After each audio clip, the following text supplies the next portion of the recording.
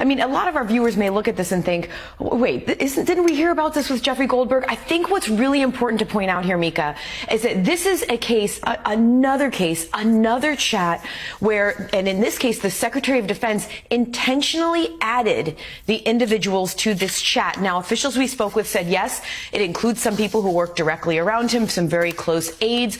But as you mentioned, it also included his wife, who is not a Department of Defense employee. She is, in fact, a former Fox News producer, included his brother, who is a DOD employee, and then also his personal attorney, who is now in the Navy Reserves, again, as an attorney. But what's really critical here, and I was watching earlier when you were speaking to one of the fantastic reporters who first broke this story, Greg Jaffe from the New York Times, and when you put up that screenshot of exactly what it was that Secretary Hegseth texted to that signal chat, what's really key here is what's at the very top, and that is him saying, CENTCOM says this is a go. Why that's important is because once the mission is approved and essentially begins, all of the information takes on essentially a different level of classification, because then the mission is underway. Any spillage of that information directly could put American lives at risk and directly impact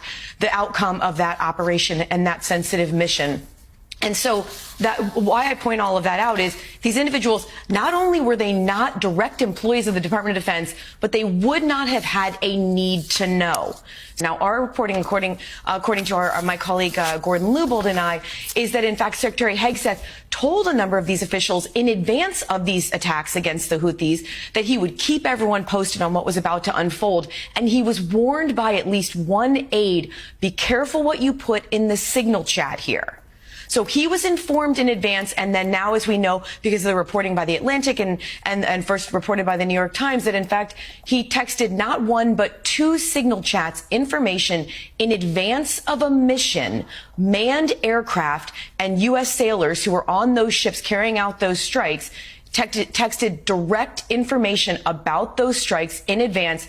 Mika, there's no question here that this is information that would have gotten a young service member in a lot of trouble if they had done the same. And just to point that out, about a year ago, we were out on a U.S. aircraft carrier in the Red Sea while they were conducting strikes against the Houthis.